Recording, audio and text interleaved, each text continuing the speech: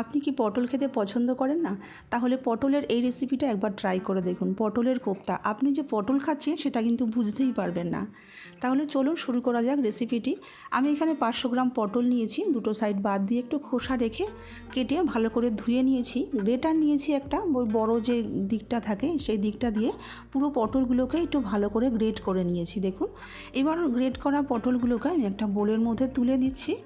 দেখুন, একটু দানা দানা করেই কিন্তু গ্রেট করেছি। দুমুঠো মটর ডাল আমি 1 ঘন্টা আগে একটু ভিজিয়ে রেখেছিলাম, কত সুন্দর নরম হয়ে গেছে। এবার খুব ভালো করে জল ঝরিয়ে নিয়ে মিক্সি জারের মধ্যে দুটো কাঁচা লঙ্কা দিয়ে একটু শুকনো শুকনো করে বেটে নিয়েছি। এবার বেটে রাখা মটর ডালটাকে আমি দিয়ে দিচ্ছি পটলের মধ্যে। সামান্য একটু নুন, স্বাদ মতন একটু চিনি, সামান্য একটু হলুদের গুঁড়ো, হাফ চামচ জিরের গুঁড়ো, হাফ চামচ ধনের গুঁড়ো, আর যেহেতু এটা নিরামিষ রেসিপি সামান্য একটু হিং দিচ্ছি, ফ্লেভারটা খুব ভালো আসবে। জল ছাড়াই খুব ভালো করে সমস্ত কিছু মেখে নিতে হবে। জল কিন্তু একদমই দেওয়া যাবে না। মিক্সির জারের মধ্যে 1 ইঞ্চি আদা, 3টে কাঁচা লঙ্কা, বড় একটা টমেটো জল ছাড়াই খুব ভালো করে আমি বেটে নিয়ে একটা বাটির মধ্যে তুলে রেখে দিচ্ছি।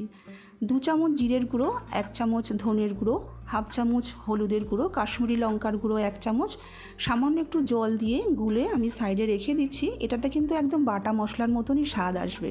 কড়াইতে দিয়ে দিচ্ছি অনেকটা পরিমাণে সাদা তেল। এবার কোপ্তাগুলোকে তৈরি করে নিচ্ছি। দেখুন, হাতের শেপে গোল করে আমি তৈরি করে নিচ্ছি। এই সময় যদি একটু বাইন্ডিংয়ের অসুবিধা হয় তাহলে সামান্য একটুখানি এখানে বেসন কিন্তু আপনারা অ্যাড করে দিতে পারেন। তারপরে গ্যাসটাকে মিডিয়ামে রেখেই কোপ্তাগুলোকে একটু লালচে করে ভেজে নেব। দুটো পিঠই একটু নাড়াচাড়া করে নিয়ে 5 থেকে 6 মিনিট সময় লাগবে, খুব বেশি সময় লাগবে না কোপ্তাগুলোকে ভেজে তুলে নিতে। দেখুন, যেই গোল্ডেন ব্রাউন হয়ে আসবে তখন কোপ্তাগুলোকে আমি তুলে রেখে দিচ্ছি। ওই ব্যাচ ওয়াইজ আমি কোপ্তাগুলোকেই সমস্তগুলোকে ভেজে নিয়ে বাটিতে তুলে রেখে দেবো। এটা কিন্তু আপনারা শুধু মুখেও খেতে পারবেন, আবার কিন্তু ডালের সাথেও খেতে বেশ ভালো লাগে। ওখান থেকে অনেকটা পরিমাণে তেল কমিয়ে রেখে সামান্য একটু গোটা জিরে, একটা তেজপাতা আর একটুখানি গোটা গরম মশলা ফোড়ন দিয়েছি। মশলাটা একটু ভালো করে কষিয়ে নিয়ে আমি গুলে রাখা মশলাটাকে এখানে দিয়ে দিচ্ছি। খুব ভালো করে মশলাটাকে কষিয়ে নিয়ে যখন তেলটা ছেড়ে আসবে তখন 1 গ্লাস জল এখানে দিয়ে দিচ্ছি। নুন চিনিটাও স্বাদ মতন এখানে দিয়ে দিচ্ছি। ঝোলটাকে এবার ফুটতে দেবো। ঝোলটা একটু বেশি দিতে হবে, কেননা কোপ্তাতে কিন্তু অনেকটাই ঝোল টেনে নেবে।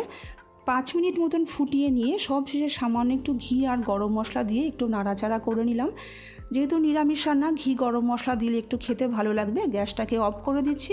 তৈরি হয়ে গেল আমাদের নিরামিষ পটলের কোপ্তা। গরম গরম ভাত বা রুটির সাথে পরিবেশন করুন।